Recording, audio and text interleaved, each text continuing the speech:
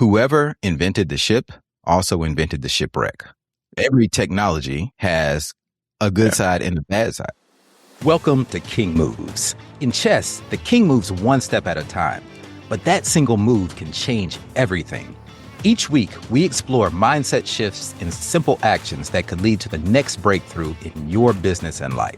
I'm your co-host, Ethan King, from Atlanta, Georgia, USA.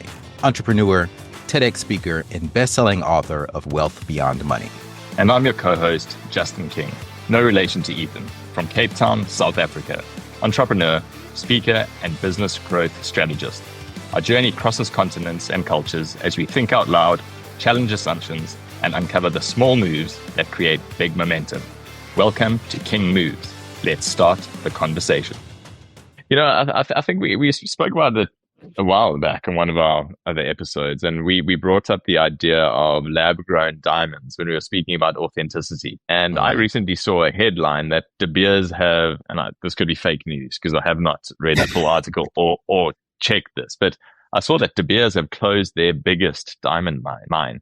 And the reason that they've shut down their biggest diamond mine is that people are now buying lab-grown diamonds for a fraction of the cost. And I find it really interesting because I thought there may always be a portion of the population, that's obviously just not enough, who would feel that that's not a real diamond and want to go the route of something that has been taken from the earth. But I really found that interesting. I did find that interesting. So yeah, I think the only thing with lab grown diamonds is that we can't tell unless you're a jeweler. You can't tell. I don't even know if they can.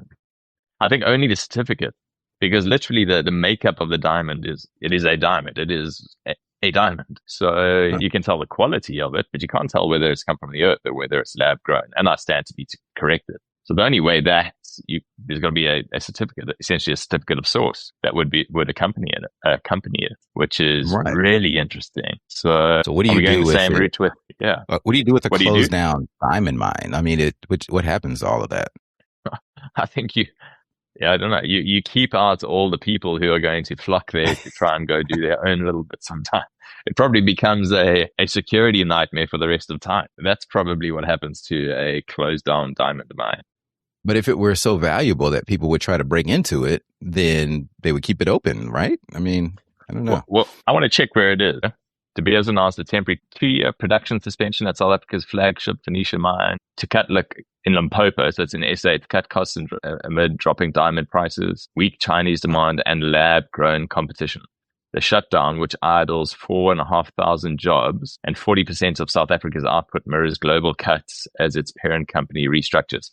Okay, so I wasn't quite right. It says it's pausing active mining and rephasing capital expenditure on its 2.3 billion underground expansion. So that's interesting. So maybe it's not. It hasn't closed it down. Maybe the pausing is a step to closure. I don't know. I tell you what, for Limpopo it's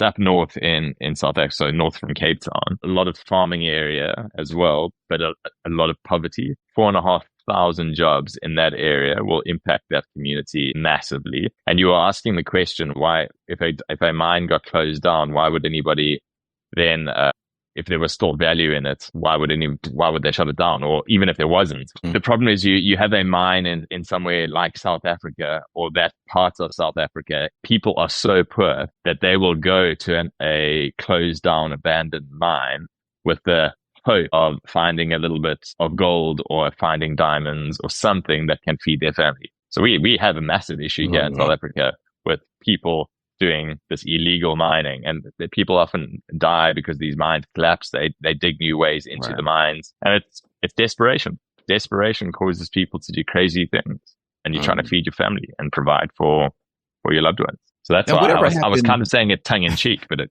would absolutely happen. Yeah, no, for real. Just like people here, I guess it maybe happens all over the world, but stealing the copper out of the air conditioner units, that was a big thing.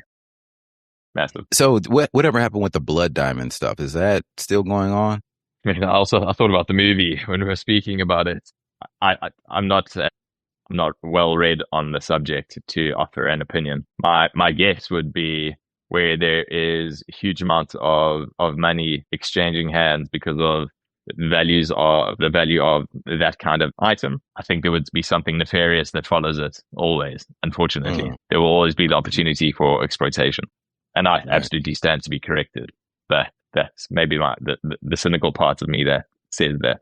But I'd be very surprised if there wasn't anything still happening in that regard. Fascinating. I wonder if that, maybe I'm totally just speculating here, but I wonder if that plays a part in it too, where someone's like, okay, not only do lab grown diamonds look pretty much identical, but I also know that there's no blood on my hands because this diamond was created versus the potential that someone was harmed in me getting this piece of jewelry. It's the Jaws effect. Jaws. It's I'm reaching now, but when the movie Jaws came out, people were terrified. I mean, the number of sharks that got killed because of the movie Jaws and the fear that created with regards to people not wanting to go into the water. So even if, and I mean, that was fictitious. Can a shark kill you? Absolutely. But there weren't these massive sharks going around hunting people. So the fact that was in a movie that hundreds of millions of people watched, there was a legacy that lasted. So even if, to your point around the blood diamonds, even if everything has been sorted out and there is no one's being exploited or taken, nobody's being exploited, the idea that could potentially still be happening because I saw the movie Blood Diamond, no chance I'm going to buy a lab grown diamond now. I'm sure it has an impact for sure. Mm-hmm. It's so interesting how the media, drives human behavior. They say art imitates life, life imitates art. And I was talking to this guy the other day. He was actually one of the parents who was picking up one of the kids at the Yale thing. And I was wearing my Meta glasses and he was like, am I being recorded right now? And I was like, no, like you get the lights on when you're recording. And I was explaining it to him and he was like, do you like those glasses? And I was like, well, yeah, I like them a lot. But then he was asking me for practical use cases. And I said, well, I teach AI and automation. Lord, that was a mistake because this guy was not a fan of AI, right? We go down this rabbit hole and he's talking about how he hates AI. And if he sees anything made by AI, they just turn it off. And, he just went on this whole tirade about AI. And he was asking me, well, what good is it? Like, what practical use cases do people get out of it? And I really didn't feel like talking about it. So, I was just there to pick up my daughter. So he was talking about all the negatives of AI and how people don't think anymore because we have AI. And I said, you know what? I heard this great quote that sticks with me. Whoever invented the ship also invented the shipwreck. Every technology has a good side and a bad side. Whoever invented the airplane also invented airplane crashes. Whoever invented cars also invented car crashes. I mean, it just comes with it. Does that mean we should go back to horse and buggies? No. Of course not. And of course, air travel has connected the world in so many different ways. Social media has lots of negative parts to it, like the addiction, time wasting, but it also connects people that honestly, there are people who I wouldn't stay connected to if social media didn't exist. I mean, when I was a kid, you had to write letters to people. Like, who feels like writing a letter and going and putting it in the mail before email and before social media? So all technology has its good sides, but it also has its bad sides. And that, thinking about diamonds too. Well, that's lab grown diamonds. That it's good and bad. I mean, it's fake, but that's the good side. It's like nobody's getting hurt. So I think it's a skill and a gift to be able to look at stuff and appreciate the negatives and the positives. We're in that's how our universe is built. Everything has a negative side and a positive side, and being able to look at them and appreciate both from both perspectives, even politics. I try my best to understand people on far sides of the spectrum. And even if I don't agree with them, try to at least understand their perspectives and put myself in their shoes. And I think it's very rare for people to have that level of curiosity, but I think that we all should. I was listening to Morgan Housel the other day. By the way, Morgan Housel is one of the smartest guys I've come across for a long time. Like I enjoy, he wrote the psychology of money, and one of the best books that I've read for a long time. And he's just released The Art of Spending Money as well.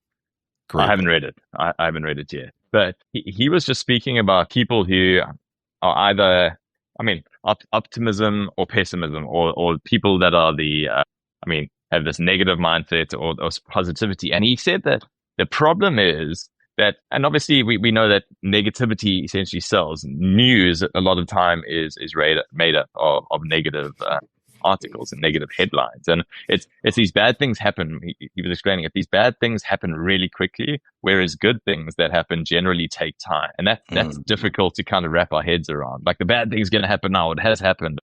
An airplane flew into a building, as an example. That happened right now. The good things, your brains can't really think about this long-term good effect. Like if the stock market is collapsing, you're saying then that's happening right now. Where if somebody says to you the stock market's not collapsing, you don't actually have to action anything. You don't have to do anything. You leave your money where it is. So it's this weird thing. But the bigger problem he was explaining is the idea that people jump onto the negativity or the pessimism because when you're having a conversation, generally that is the only way that you can seem well informed. And I thought that was an amazing insight because that's everything that you're seeing and reading. Whereas somebody who has taken the time to understand the other side of it and has a counter argument to rather be positive or optimistic about this, not everyone is exposing themselves or taking the time to do that. And not everyone's but everyone is exposed to the negative headlines, these attention grabbers. So the only way when you're interacting to seem well informed is you're just regurgitating, and most time it's just headlines. These one-liners, just like I did.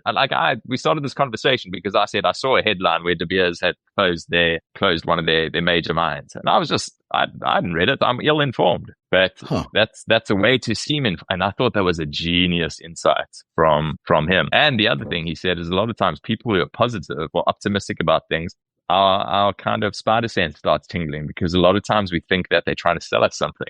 There's something to that as well. If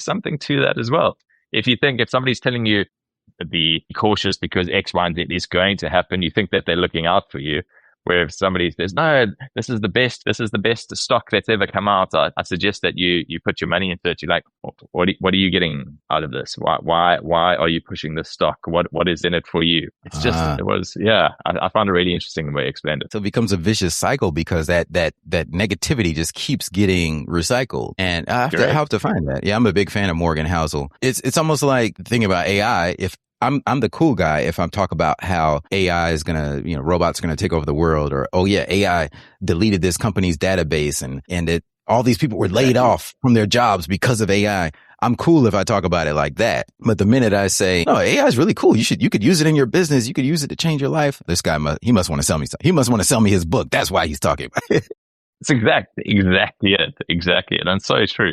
So true. What do we do about that? Because how can we make the world a more positive place? Like, why does or is it just human nature that negativity leads? Is it because of fear? Does it always go back to fear and is it some primal desire? If we study like evolutionary biology and psychology, that fear leads because we want to stay alive. Is it a survival mechanism that we need to talk about the negative in order to protect ourselves? I would love to dig into that and learn more. It's a good question. I think that part of it is like survivorship, and we've got a survivorship bias, but I think media has definitely made it worse for sure. Or media's let's think about it this differently. I mean, media has just kept that flywheel turning because it has realized that is what grabs our attention. So that has made it that much worse. I think it's also more work, just like the insight that Morgan Housel was sharing. I think it's more work to be able to go in and find out about the other side. So we read the article about all the jobs that AI is replacing. But we don't then say, okay, well, now I'm going to go and take an hour to actually really understand like what industries is that happening? Which jobs was that particular to? But what jobs there have been 2,000 jobs that have been lost to it, but how many jobs have been created because of it? Because that's the other side. But we don't then, I don't think, take the time to go and study that because we're already so quick to be speaking about it to somebody else and telling them, watch out. Yeah, but I read a good book around the explorer's gene, Alex Hutchinson. And we are also just hardwired to reduce uncertainty. That's it. We want to reduce uncertainty. So what is around the next corner? And always, like, if you remember walking on the beach as a kid, or you would always run ahead. Well, I was that kid that I was walking on the rocks and I would always run to the next corner. I would want to see what's around the next corner. And there's always curiosity, but it was always just this idea of reducing the uncertainty that was around. And I think that goes hand in hand with uncertainty is wanting to understand the risks that are out there in particular. And that then becomes the topic of conversation, when you're sitting around the fire. We call it a braai in South Africa, a barbecue. When you're sitting around and having a conversation, that's what comes out. Everyone starts pointing out areas that we feel that we can reduce uncertainty for ourselves and for others, not pointing out the inherent risks that we believe there are. So I think there are a lot of things that play towards the negative rather than the positive. It's like when you're driving and if there's a car accident, you can't help but when you ride by, you look over there to see what happened. We call it rubbernecking here, and that slows down traffic even more. Yeah. But everyone, they want to see what happened because I think in the back of our mind, we want to factor that in. So, I don't make that mistake in the future. That's what we're saying in our subconscious. I need to see what happened, what went wrong here, so to protect myself from that happening to me. And it's like the stories when you were talking about the fire or the barbecue. I thought you were talking about like the campfire when we were cavemen. But back then, when they told stories around the fire, what do they talk about? Oh, there's a lion over there. Don't go that way. Or there's another tribe that may be coming to harm us. We need to protect ourselves. So it's all really fear-based, our amygdala that wants to protect us, but fear leads. And that's why media harps on the negative. They start with the negative. If it bleeds, it leads. Because if they start with the positive, I guess people wouldn't read it. I mean, I guess there are news outlets out there that want to share good news. But if you think about it, it just doesn't spread. Good news doesn't spread as well as bad news. Yeah. And even if you think about how most articles are written, or the story arc of a lot of things that get delivered, a good talk, it will paint the doom and gloom. What was David Attenborough's his final documentary that he released 2 years ago, about the ocean? Yeah. Was it called Ocean? I'm not familiar. It's worth a watch, by the way.